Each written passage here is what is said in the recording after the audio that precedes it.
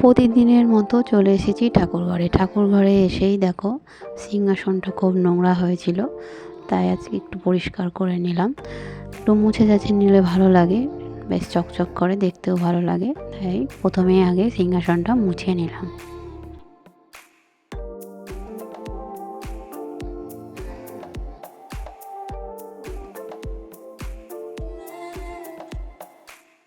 তো বন্ধুরা, তোমরা সবাই কেমন আছো? আশা করছি ভালো আছো, আমিও ভালোই আছি। তো ভিডিওটা যদি ভালো লাগে তাহলে একটা লাইক কমেন্ট করে দিও, আর নতুন বন্ধু যদি হয়ে থাকো সাবস্ক্রাইব করে পাশেই থেকো। আর আমার নতুন সাবস্ক্রাইব বন্ধুদের জন্য অনেক অনেক ভালোবাসা।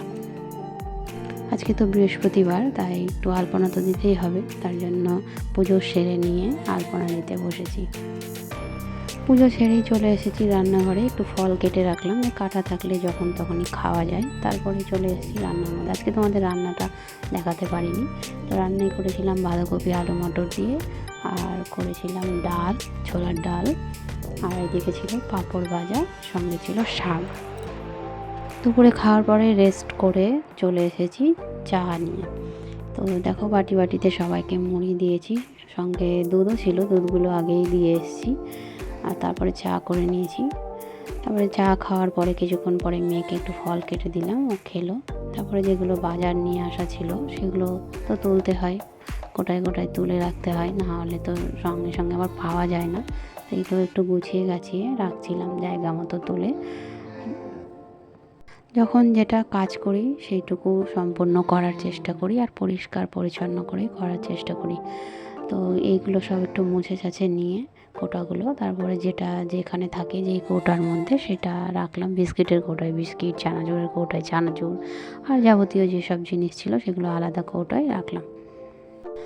সকালে বাজারগুলো নিয়ে আসা থাকলেও আমি কিন্তু সময় পাই না, তাই দুপুরে খাওয়া দাওয়া রান্না সব হয়ে গেলে তারপরে আমি অবসর মতো বসি সব জিনিসপত্রগুলো গুছিয়ে রাখার জন্য। তো সন্ধ্যাবেলা চাটা খাওয়ার পরে নিয়ে বসেছি বাজারগুলো, যেখানে যেটা থাকবে সেটা রাখার জন্য। তারপরে সেলাইয়ের যেসব কাজ থাকে একটু সেলাই নিয়ে বসলাম। আজকে তোমাদের সেটা দেখাবো যে আমি কী সেলাই নিয়ে বসলাম। তো একটা দিদিভাই দিয়ে গেছিলো ব্লাউজ আমাকে, ব্লাউজের হাতাতে এক্সট্রা পাড় লাগাবে বলে দিয়ে গেছিলো। তো সেটাই নিয়ে বসেছিলাম, যে দেখো এই পাড়গুলো ব্লাউজের হাতাতে লাগাতে দিয়েছে আমাকে। তো এইগুলোই আজকে নিয়ে বসেছি। দেখো প্রথমেই ধারটা সেলাই করে নিয়েছি, পাড়টা মাপ মতো করে কেটে নিয়ে ব্লাউজের ধারটা সেলাই করে নিচ্ছি। তারপর সুন্দর করে দেখো লাগিয়ে নিয়েছি, দেখতে ভালো লাগবে। দিদিটা বললো যে প্লেন ব্লাউজ পরার থেকে একটু আমাকে এইভাবে করে দিও, দেখতে ভালো লাগবে বা আমার পছন্দ হয় এভাবে ব্লাউজ পরতে।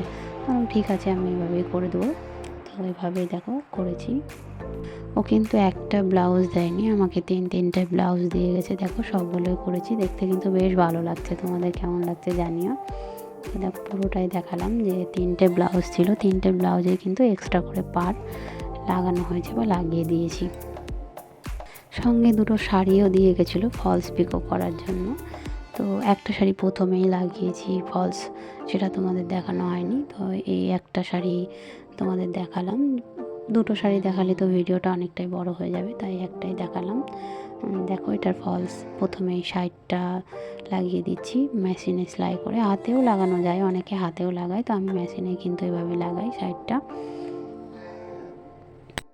আমি খুব বেশি কিন্তু কাজ জানি না, তো টুকিটাকি যেটুকুই জানি আমি তোমাদেরকে দেখালাম, অল্প বিস্তর যেটুকু জানি আর কি। তারপরে দেখো হাতে যেটা ফলস পাড় লাগাতে হয়, হাতে যেটা হেম বলে যেভাবে লাগাই সেভাবে হেম করে নিচ্ছি শাড়িটা। নিচটা কিন্তু মেশিনে করা যায় না, সবাই জানে, সেটা হাতে করলে ভালো হয়। সাইডটা অনেকেও হাতে করে, 2 দিকই হাতে করে। নিজের চলার মতো কিন্তু আমি কাজ শিখেছি, টুকিটাকি যেটুকু নিজের লাগে সেটুকু কিন্তু আমি নিজেই করে নিতে পারি। খুব বেশি আমি শিখিনি, তবে অল্প বিস্তর কিন্তু পারি। তো আজকের ভিডিওটা কেমন লাগলো অবশ্যই জানিও। দেখা হচ্ছে নেক্সট ভিডিওতে। আজকের মতো বাই, টাটা।